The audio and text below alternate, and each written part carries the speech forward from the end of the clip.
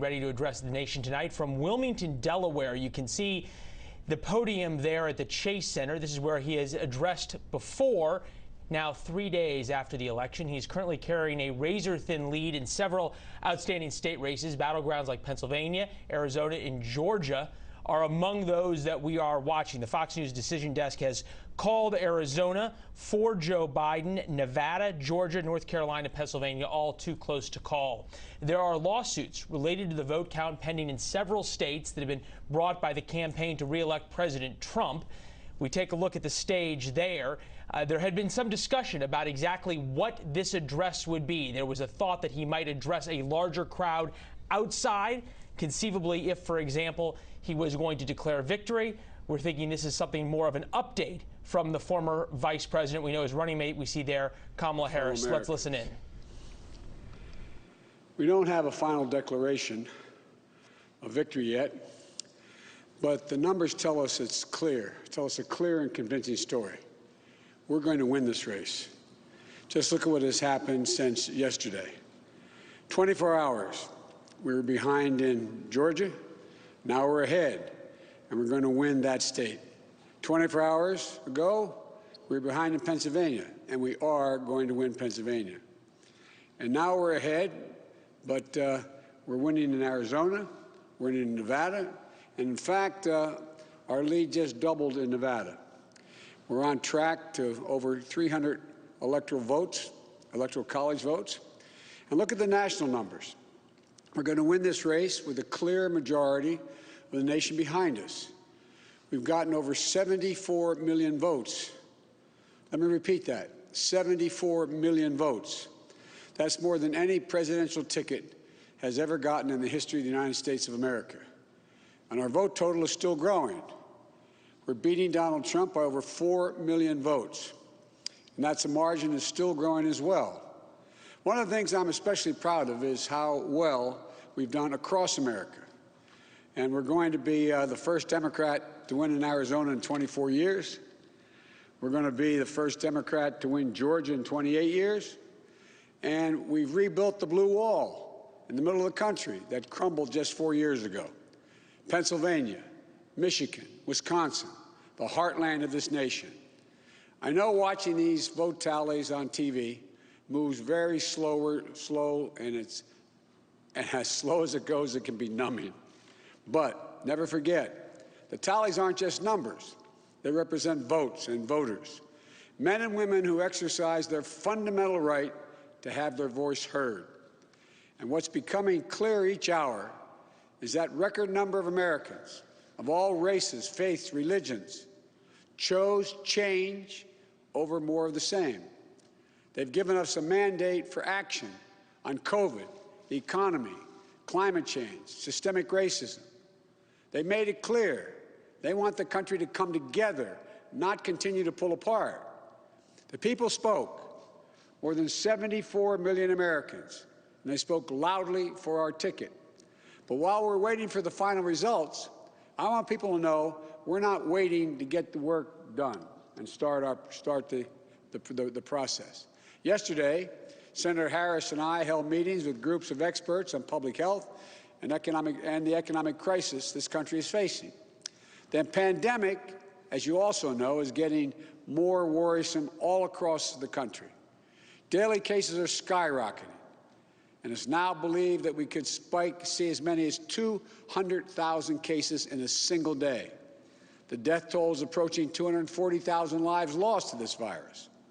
That's 240,000 empty chairs, kitchen tables, and dining room tables all across America.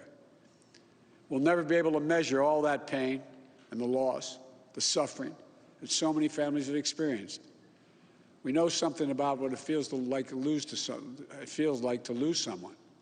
And I want them to know they're not alone. Our hearts break with you.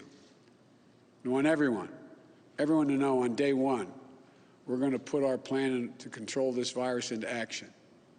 We can't save any of the lives lost, any of those who have been lost, but we can save a lot of lives in the months ahead.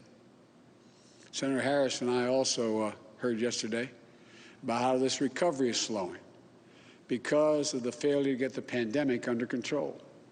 More than 20 million people are on unemployment. Millions are worried about making rent and putting food on the table. Our economic plan will put a focus on a path to a strong recovery. Look, we both know tensions are high. They can be high after a tough election, one like we've had. But we need to remember, we have to remain calm, patient, let the process work out as we count all the votes. You know, we're proving again what we've proved for 244 years in this country. Democracy works. Your vote will be counted. I don't care how hard people try to stop it. I will not let it happen. The people will be heard. Our journey is toward a more perfect union, and it keeps moving on. In America, we hold strong views. We have strong disagreements, and that's okay. Strong disagreements are inevitable in a democracy, and strong disagreements are healthy. They're a sign of a vigorous debate, of deeply held views. But we have to remember, the purpose of our politics isn't total, unrelenting, unending warfare. No, the purpose of our politics, the work of the nation, isn't to fan the flames of conflict, but to solve problems, to guarantee justice, to give everybody a fair shot, and to improve the lives of our people. We may be opponents, but we're not enemies. We're Americans. And no matter who you voted for, I'm certain of one thing. The vast majority of almost 150 million Americans who voted, they want to get the vitriol out of our politics. We're certainly not going to agree on a lot of issues, but at least we can agree to be civil with one another. We have to put the anger and the demonization behind us. It's time for us to come together as a nation to heal. It's not going to be easy, but we have to try. My responsibility as president will be to represent the whole nation. And I want you to know that I'll work as hard for those who voted against me as those who voted for me. That's the job. That's the job. It's called the duty of care for all Americans. We have serious problems to deal with, from COVID to the economy to racial justice to climate change. We don't have any more time to waste on partisan warfare. You know, and more than that, we have such an incredible opportunity to build the future we want for our kids and our grandkids. I've said many, many times, I've never been more optimistic about the future of this nation. There is no reason we can't own the 21st century. We just need to remember who we are. This is the United States of America. And there's never been anything we've been unable to do, unable to accomplish when we've done it together. I hope to be talking to you tomorrow. I want to thank you all, and may God bless you, and may God protect our troops. Good night. Former Vice President Joe Biden not declaring victory, giving an update is what he called it, saying that he is going to win a number of the swing states that are still up for grabs, and saying he's not waiting to get the work of the presidency done. Coverage continues now on the Fox News channel. We return you back to regular programming on this Fox station. I'm Leland Vittert, Fox News, Washington. This has been a Fox News special report.